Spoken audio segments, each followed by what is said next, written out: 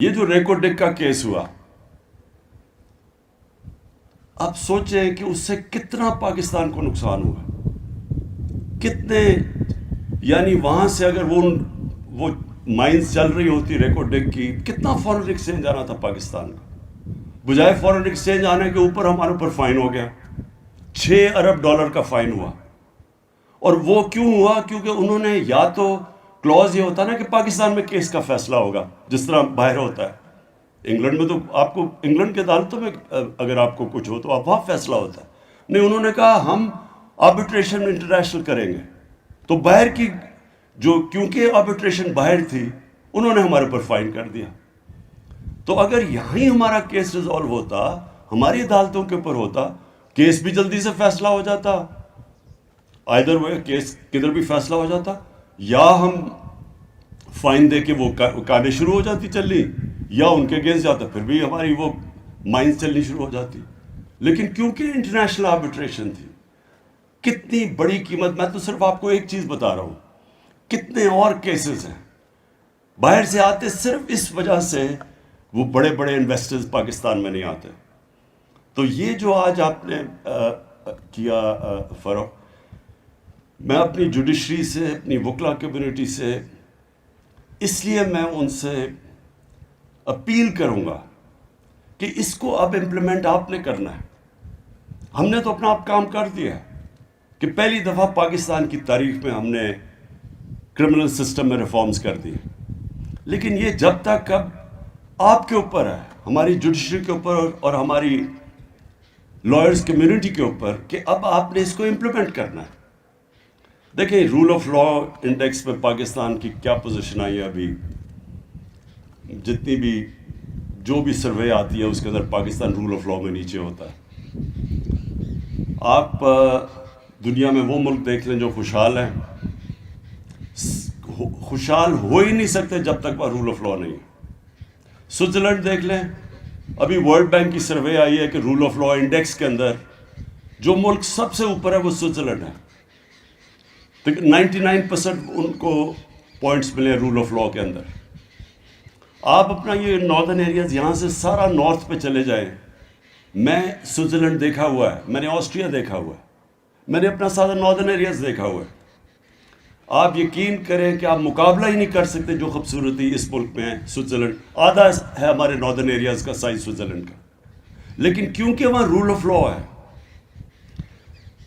Switzerland کے اندر صرف اپنی ٹورزم کے اوپر وہ $60 سے $80 ارب کماتے ہیں، $60 سے $80 ارب۔ ہمارا تو پتہ نہیں $100 ملین بھی نہیں آتا ہماری ایکسپورٹ، یہ ٹورزم سے یہ بھی نہیں آتا۔ تو یہ سوئٹزرلینڈ نے ایک آپ کے سامنے مثال ہے، ایک وہ ملک کیونکہ وہاں قانون کی بالادستی ہے، وہاں کوئی قبضہ گروپ نہیں آپ کو ملتا، وہاں کوئی کسی chief minister, x chief minister کے چپڑاسی کے اکاؤنٹ میں $4 ارب نہیں آ جاتا۔ وہ ہو ہی نہیں سکتا یہ چیزیں، وہ کوئی تصور ہی نہیں کر سکتا یہ۔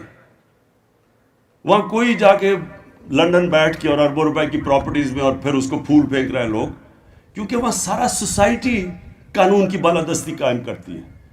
سارا جو قوم ہے، آپ سوئٹزرلینڈ میں جا کے دیکھیں، آپ پبلک میں جائیں، آپ ایک کاغذ پھینکیں گے تو آپ کو آدمی کہے گا جی یہ آپ نے کیوں سڑک پر یہ گند پھینکا؟ وہ سارا معاشرہ اس کے اوپر ہے۔ ہمارے لیے یہ مثال ہے، اور یہی نبی صلی اللہ علیہ وسلم نے سب سے پہلے مدینہ کی ریاست میں قائم کیا تھا۔ سب قانون کے سامنے ایک برابر تھے۔ یہودی بھی کیس جیت دیتا خلیفہ وقت سے، کیونکہ قانون کے سامنے سب ایک برابر تھے۔ اور ہمارا سب سے بڑا المیہ یہ ہے، اور یہ سب سے زیادہ اس وقت جہاد ہے کہ ہم کسی طرح طاقتور کو قانون کے نیچے لے کے آئیں۔ اور یہ جو آپ نے کیا ہے، یہ پہلا سٹیپ ہے اس طرف۔ ٹیکنالوجی کا آپ نے استعمال کیا۔ میں جب کرکٹ کھیلتا تھا، میں نے بڑی کیمپین کی کہ نیوٹرل امپائر ہونے چاہیے، تب اپنے امپائر ہوتے تھے تو نیوٹرل امپائرز ہونے چاہیے۔ مجھے بڑی 6 سال میں نے کیمپین کری، بڑی مخالفت ہوئی، اور پھر میں نے ساتھ ساتھ ٹیکنالوجی کی بات کی کہ استعمال کرو، اس کی بڑی میرے اوپر تنقید ہوئی۔ ہمارے زمانے میں کرکٹ میں عام لڑائیاں ہوتی تھی فیلڈ کے اوپر کہ جی چیٹنگ ہوئی ہے. آج ٹیکنالوجی آ گئی ہے, نیوٹرل امپائر ہے, میچ ہوتا ہے, جو ہارا ہے وہ ہار تسلیم کر لیتا ہے, جو جیتا ہے وہ مان جاتا ہے. جو ہم کوشش کر رہے ہیں الیکشن کمیشن میں ای وی ایم مشین سے, ہم بھی ٹیکنالوجی لے کے آنے کی کوشش کر رہے ہیں. لیکن یہ جو ٹیکنالوجی آپ جوڈیشل سسٹم میں لے کے آئیں گے, میں آپ کو سب سے زیادہ فائدہ اس کو ایک عام آدمی کو ہوگا. جو بیچارہ طاقتور ہے, بیچارہ میں کہہ رہا ہوں جو اس ملک میں طاقتور ڈاکو ہے, اس کو تو اس سسٹم نے بڑا فائدہ پہنچایا. لیکن عام آدمی, اس کو ضرورت ہے ان ریفارمز کی. اور جیسے جیسے ہم پروٹیکشن دیتے رہیں گے اپنے لوگوں کو, اللہ کی برکت آئے گی اس ملک میں. ابن خلدون کہتا ہے میرا تجزیہ ہے, اور وہ بہت بڑا اسکالر تھا. اس نے کہا میرا تجزیہ ہے میری زندگی کا, اور قرآن کو جتنا بھی میں نے مطالعہ کیا ہے, کہ اللہ نے انسان کو صرف زمین میں بھیجا ہی ایک وجہ سے ہے کہ اس کی زمین میں انصاف قائم کرو. تو معاشرے کے اندر جب تک انصاف نہیں ہوگا خوشحالی نہیں آئے گی, جو کہ مدینہ کی ریاست میں تھا.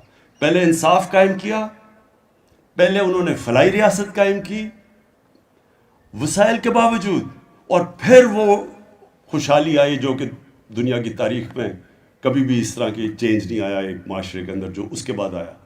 تو اللہ کی برکت تب آتی ہے جب غریب آدمی جب ہسپتال میں جاتا ہے اور اس کی ایک اسٹیٹ ہیلتھ انشورنس پہ اس کا علاج ہوتا ہے, اس کی تکلیف ہوتی ہے, اس کی دعائیں نکلتی ہیں, وہ اللہ اس کی دعائیں سنتا ہے. جب ایک غریب آدمی کو انصاف ملتا ہے ایک طاقتور کے خلاف, اس کے گھر کے اوپر قبضہ ہو جاتا ہے یا اس کی زمین پہ, اور ریاست اس کی زمین چھڑواتی ہے, طاقتور کو سزا دیتی ہے, اس کی دعائیں نکلتی ہیں اس اسٹیٹ پہ, اللہ کی برکت آتی ہے اس معاشرے میں, جو کہ سوئٹزرلینڈ میں ہے. یاد رکھیں اللہ رب العالمین ہے, نبی صلی اللہ علیہ وسلم رحمت العالمین تھے, سب انسانوں کے لیے ان کا پیغام تھا. اس کا مطلب جو دنیا کا معاشرہ ان کے حکم پہ چلے گا وہ خوشحال ہو جائے گا, اس کو اللہ کی برکت آئے گی اس معاشرے پہ. تو اگر اسکینڈینیویا میں سب سے زیادہ ان کی سنت پہ لوگ چل رہے ہیں, یعنی وہاں انصاف بھی قائم کر رہے ہیں, انسانیت کا بھی نظام ہے, جانوروں کو وہ حقوق دے دیتے ہیں, انسانوں کو تو چھوڑیں, تو اللہ کی برکت آنی ہے وہاں. یہاں سے لوگ بڑے پیسے خرچ کے ادھر جائیں گے اسکینڈینیوین ملکوں میں, اور ان سے کبھی پوچھیں کیوں وہاں رہتے ہیں, ان کو یاد آتا ہے پاکستان, لیکن وہ آپ کو بتائیں گے کہ کس طرح کا وہاں کا انسانیت اور انصاف کا نظام ہے. تو میں آخر میں فرخ رسیم آپ کی ساری ٹیم کو میں پھر سے خراج تحسین پیش کرتا ہوں. مجھے خاص طور پہ خوشی ہوئی کہ آپ نے جو ہماری خواتین آدھی آبادی پاکستان کی, مجھے اتنا برا لگتا تھا جب میں اپنے حلقے میں جاتا تھا تو مجھے جب خواتین کہتی تھی کہ جی ہمیں جو ہمارا انہیریٹنس رائٹ تھا, جو ہمیں ہمارے ماں باپ سے ہمیں جائیداد میں حصہ ملنا چاہیے تھا, ہمیں حصہ ہی نہیں ملتا.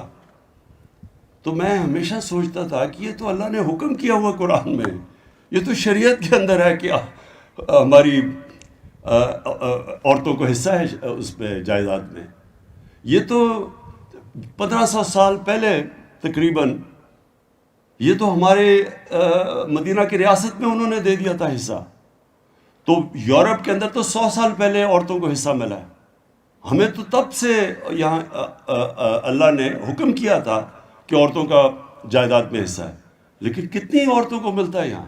تو یہ جو آپ نے قدم اٹھایا اور اس کو امپلیمنٹ کرنا ہے, اس کو اب ہم نے پبلک کے اندر لے جا کے اس میں شعور پیدا کرنا ہے اپنی خواتین میں کہ اب یہ نہیں ہو سکتا کہ آپ کی جائیداد میں حصہ نہ ملے.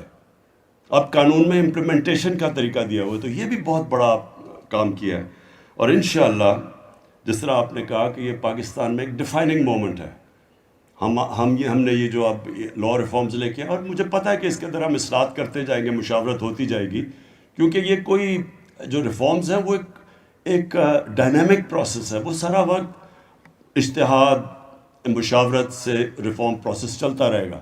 لیکن آپ نے جو بنیاد رکھ دی ہے, اور یہ واقعی جس طرح آپ نے کہا یہ ڈیفائننگ مومنٹ ہے پاکستان کا. پھر سے مبارک دیتا ہوں آپ کو.